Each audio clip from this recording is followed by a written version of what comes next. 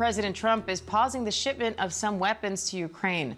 The White House says the decision was made after a review of the U.S. weapons stockpile. But now a top Ukraine advisor is denying the U.S. is no longer supplying them with air defenses. ABC News Chief International Correspondent James Longman joins me now, along with ABC News contributor Mick Mulroy, for more on this. Hi, James. What's the latest here?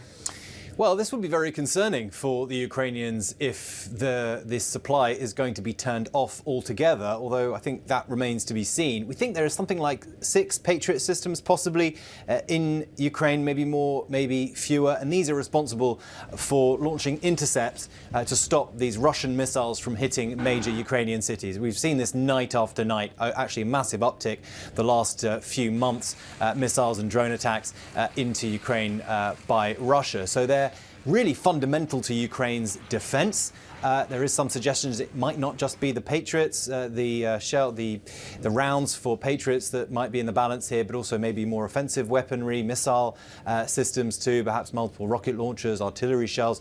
We don't know the ins and outs, but if this is true, it would be a significant setback for the Ukrainians. What we have to say here is that Ukraine is saying, well, the donations of aid might be stopping, but we're going to move to a commercial deal with the United States. That is to say, we're going to start buying weaponry from the United States. And that would sit quite well with the Trump administration, who want to show that this, America First policy is really top of mind, especially after, I think, their attack on Iran, show their base that they mean what they say when they want to kind of retract from these conflicts around the world to try to force an end to the war in Ukraine and Russia specifically. We had Donald Trump speaking at the NATO summit earlier this year, where he said that he wanted the Europeans to step up a lot more, but he also flagged up this idea that Patriots would be part of a deal. We just didn't know at the time, perhaps he was talking about a commercial deal.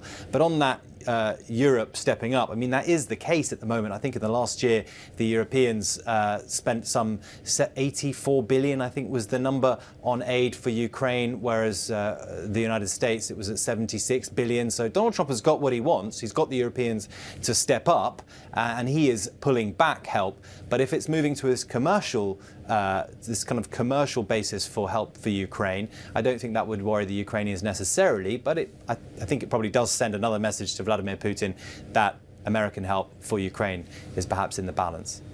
Mick, the Pentagon says it's going to provide, and I'm quoting here, robust options to continue military aid to Ukraine. What do you think that means? Well, that's a good question, Diane. I think it's important to point out that not only did Ukraine sign the rare earth mineral deal to the benefit of the U.S., they signed on to the unconditional ceasefire that the U.S. proposed that Russia did not. So they have done essentially everything that the U.S. has asked. Russia has done nothing the U.S. has asked. And what they're asking now is the continuation of the munitions that go to the Patriot defense systems that James just talked about, that are so important to the defense of Ukraine. So I think it would be a good thing if we move to a commercial, especially if Ukraine can handle that with the funds that they have available. But until that time, the U.S. needs to figure out how to continue. And these are defensive systems. I think they should continue both defensive and offensive until Russia agrees to the U.S. proposed ceasefire, but certainly until there is a transition into this commercial venture, which would be fine between Ukraine and the United States. There needs to be a continuous flow of support from the United States as well as our European allies to Ukraine to maintain their ability to defend themselves. James, how could this impact a potential peace deal between Ukraine and Russia? Well, there isn't a peace deal at the moment. As Mick was just saying, the ball was very much in Russia's court. You might remember earlier this year when Donald Trump was speaking directly with the Russians. He thought he could convince Vladimir Putin to sign on to this deal that the Ukrainians had agreed to, this unilateral ceasefire. That hasn't happened. There have been ongoing talks in Istanbul.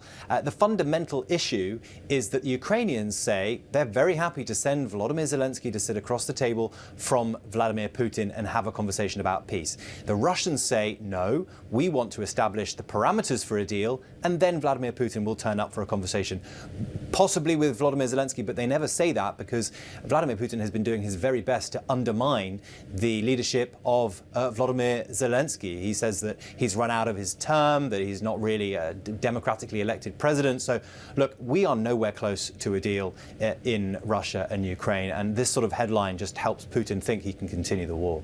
Diane? Mick, how critical is U.S. support to Ukraine at this stage? Very critical. In fact, that's what President Putin is looking at.